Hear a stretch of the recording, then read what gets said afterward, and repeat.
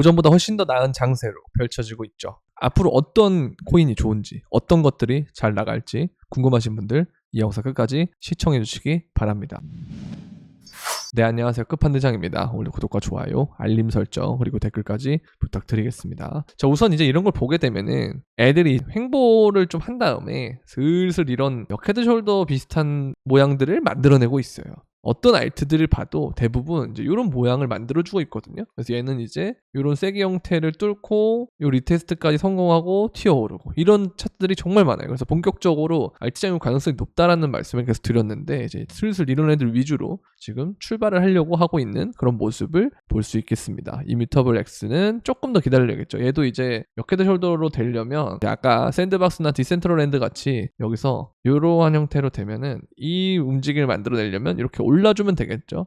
그래서 이런 것들이 지금 되게 움직임이 좋고요. 다른 알트들도 그런 움직임을 만들고 있고 칠리즈도 잘 올랐다가 조정을 받고 있지만 다시 이게 끝나면 여기서 이렇게 올릴 수가 있겠죠. 왜냐면 여기 매물대가 좀 세기 때문에 그래서 한 번에 못 들고 있는 그런 모습인데 전체적으로 알트들은 회복세를 다 가져가고 있고 알고랜드 역시도 회복을 하고 있는 그런 모습을 보여주고 있죠. 전체적으로 지금 보면은 이더리움 계열의 코인과 그 다음에 솔라나 계열의 코인 이런 애들이 좀 괜찮다라고 움직임을 보여주고 있고 그리고 비트코인을 우리가 좀 보시면은 여기서부터 이어지는 추세선 있잖아요. 그쵸? 요게 이제 로그로는 깨졌는데 일반 선형 차트로 봤을 때는 여기를 계속 지켜주고 있다라는 거. 그러면서 위로 튀어 올라가기 때문에 그럼 이거 다시 이제 여기서 조정 주고 이렇게 버티다가 올라가주는 그런 그림이 나오지 않을까라는 생각이 드는데 이 과정에서 도미너스가 좀 올라가주고 있는 모습 이런 것들이 조금 걸림돌이긴 합니다만 어쨌든 전체적으로 나쁘지 않다. 아시겠죠? 그래서 이런 과정에서 스테이블 코인의 도미넌스를 보면 특히 요즘 테더가 가장 많기 때문에 이런 애들을 좀 보게 되면은 도미넌스가 낮아지면 낮아질수록 좋거든요. 스테이블 도미넌스는.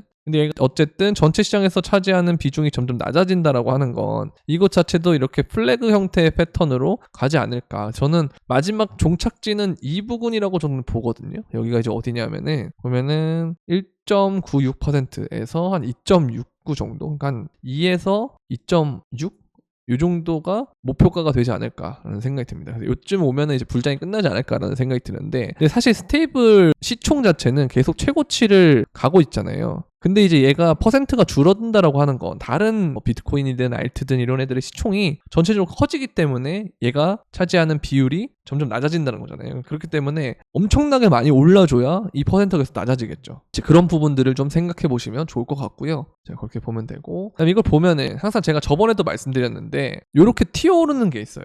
그러니까 우리가 대리빗이라든가 아니면은 잘 안 쓰는 거래소도 있잖아요. 우리 생각에는 좀 덜 유명한 거래소, 바이낸스나 이런 애들보다. 그래서 그런 곳에서 갑자기 이렇게 튀어오른단 말이에요. 그럼 이게 매집을 한 경우가 많아요. 몰래 매집한 케이스. 그래서 이게 튀어올랐다라고 하는 것은 방향이 보통 전환된다는 거 보시면 좋은데요. 얘가 이렇게 떨어지는 과정에서 이걸 이렇게 튀어올랐다라고 하는 건 방향을 바꿀 수 있다. 그리고 이 바꾼 방향이 한동안 그 방향으로 계속 갈 가능성이 높다. 근데 보면은 이때보다 훨씬 더 높은 비중인 이유가 이제 ETF에 대한 이슈 때문이겠죠. 그래서 이런 거 보면은 특정 구간에서 고래 강한 개입은 강력한 지지 레벨이 될 수 있다. 이런 걸로 보시면 되는데 결국 이게 추후에 계속 이 상승 동력이 유지가 될 가능성이 높아요. 제가 오늘 아침 영상에서도 그냥 단순한 눌림들이 있지만 결국 그게 끝나면 다시 올라간다라고 말씀드린 게 다 이런 부분이거든요. 그러니까 한번 이 추세를 강하게 돌린 부분이 있기 때문에 여기서부터는 새로운 추세가 만들어졌다. 그리고 큰 추세는 계속 지속되는 추세다라고 생각을 하시면 될 것 같아요. 아시겠죠?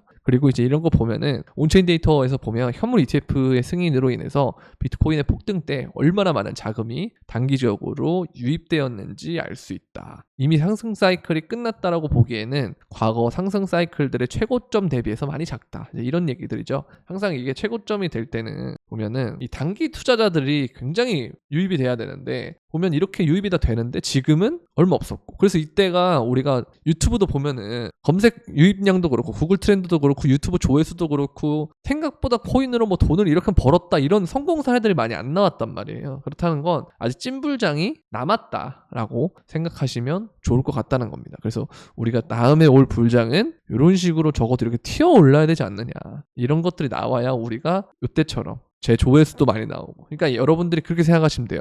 제 유튜브 구독자가 지금 36,000인데 3.6만이죠. 나중에 저런 사람이 갑자기 5만이 되고 7만이 되고 팔만이 갑자기 단기간에 빡빡 올라요.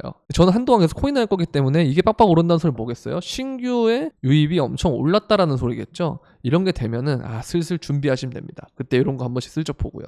많이 튀어 올랐네. 이러면 좀 팔아야겠네. 이렇게 생각하시면 됩니다. 나중에 제가 그때 시점이 돼서도 저도 뭐 물론 덜어내야 된다, 위험하다 이런 얘기들을 그때는 많이 할 거예요. 지금은 괜찮다, 힘내라, 할 수 있다 뭐 이런 식의 자꾸 긍정적인 말만 하는데 그때 되면 부정적인 말을 좀 많이 섞을 거거든요. 그러니까 여러분들 그때 되면 눈치껏 오래 들으신 분들이 특권이니까 그런 것들 잘 활용하시면 될 겁니다. 사실 특권이라고 하는 것도 웃긴 게 똑같이 말을 할 건데 막상 처음 들어오신 분들 신규 입장에서는 그걸 제가 아무리 얘기를 해도 와닿지가 않아요. 왜냐면 항상 당해봐야 아는 게 투자기 때문에 참 이게 안타깝긴 하죠. 그러나 어쨌든 그걸 얘기를 하겠지만 여러분들은 그때 조금 더 관심을 가지고 좀 더 귀를 기울여서 반응을 하시면 될 것 같습니다. 민감하게. 그렇게 보면 좋을 것 같아요. 이걸 보면은 지금도 보시면 요 레인지 하이라는 부분이 이렇게 있는데 여기서 어쨌든 눌림이 오고 이걸 다시 재탈환을 하면서 올라갈 때 그때가 이제 본격적으로 달리잖아요. 얘도 지금 보면은 이렇게 박스권이 이렇게 돼 있지만 이 박스권을 뚫는 즉시 달릴 가능성이 높다. 그때는 단기적으로 비트코인 도미넌스가 오르는 형태가 보여줄 가능성이 높고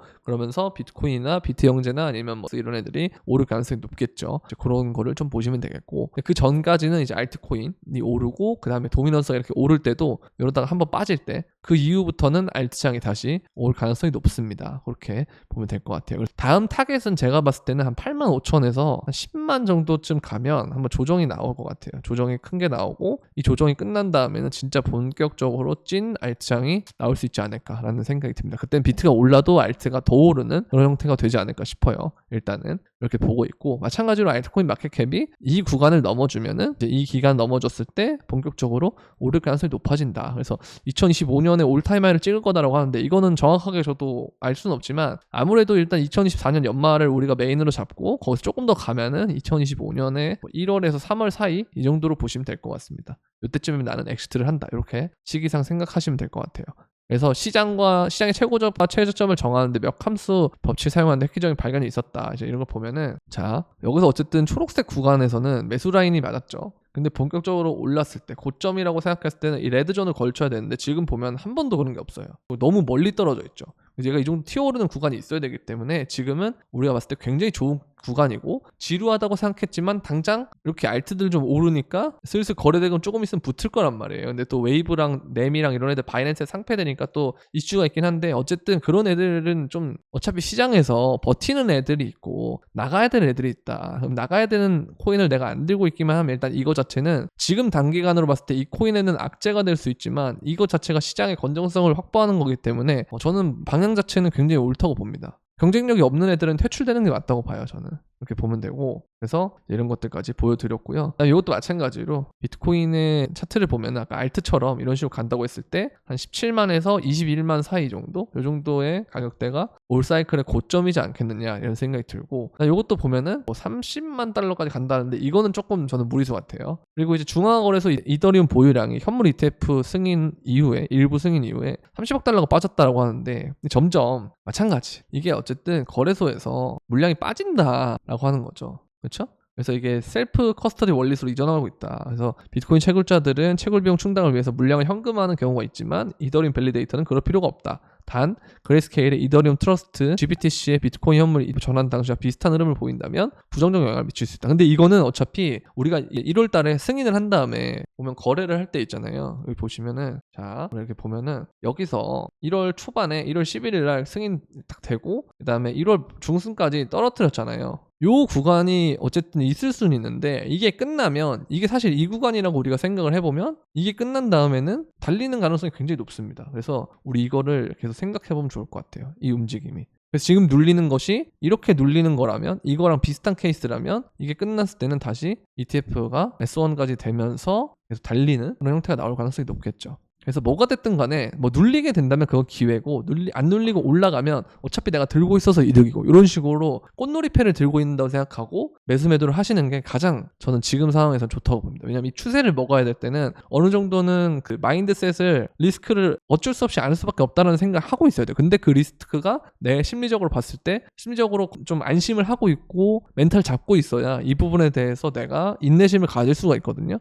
그래서 요거까지만 우리가 잘하면 진짜 좋은 장세 올 거다. 그럼 진짜 못 잡아요. 그때 되면은. 요때가 제가 진짜 기회가 많다라고 말씀을 드렸는데 이때 진짜 한 6, 7개월 동안 기회가 있었거든요. 근데 못 잡았죠. 이제 오르니까 그때부터 잡으려고 하는데 아예 뭐 떨어지겠지 했는데 안 떨어지고 계속 이런 식으로 올리니까 못 잡습니다. 그래서 이번에도 똑같이 그렇게 될 가능성이 있기 때문에 여기서 힘을 다 모아놓고 있기 때문에 돌파하면 그때부터는 이런 식으로 계속 달리잖아요. 이렇게 가는 게 아니고 그럼 여기서 사람들 아무도 못 잡아요. 이건 보유자 영역이기 때문에. 그리고 보유자들도 여기서 올라갈 때 속이 후련해가지고 물린 것들을 어느 정도 복구되고 하니까 속이 후련하니까 던져야겠다. 던져서 밑에 다 잡아야겠다면서 여기서 또 개미 털기가 되고요. 올림으로써 이런 형태로 많이 일어나기 때문에 이 부분 여러분들이 좀 잘 아셔야 이거에 당하지 않을 수가 있습니다. 아시겠죠? 이제 그런 부분을 잘 보시면 좋을 것 같다. 자, 그리고 5월 채굴자 보유량의 비트코인이 작년 초 대비 4만 개가 감소했다고 하는데 반감기 이후 트랜잭션 수수료는 채굴자 수익의 75%를 차지했으며 채굴자들은 트랜잭션 수수료에 더 집중하면서 반감기에 적응했다.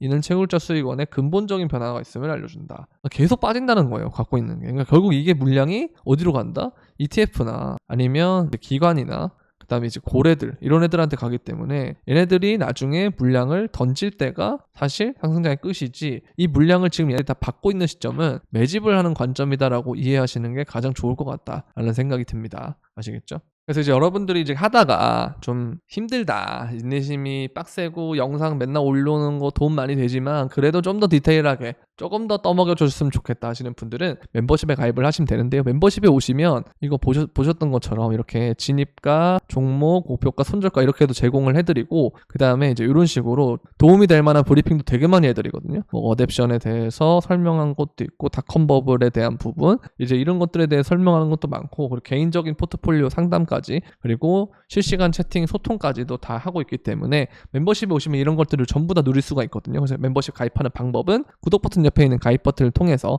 가입을 해주시고 유튜브 커뮤니티에 들어오시면 이 멤버십 텔레그램 브리핑방과 그 다음에 카톡 소통방 두 가지 링크가 있는데 모두 다 들어오시고 들어오실 때 여러분들의 유튜브 닉네임과 동일하게 해서 들어오시면 될 것 같습니다. 그리고 이제 멤버십 이외에도 선물방이라고 또 있거든요. 이건 이제 현물하고 다른 선물만 하는 선물방인데 여기도 마찬가지로 포지션, 진입가, 목표가, 손절가 이렇게 제공을 하고 있지만 굉장히 지금 잘 되고 있어요. 이때 한번 손절 났지만 그 이전에는 한참 위로 올라가야지 여기 손절이 나오고요. 근데 여기서도 또 한참 위로 올라가야지 보시면 없나? 여기 제 손절이 나오죠.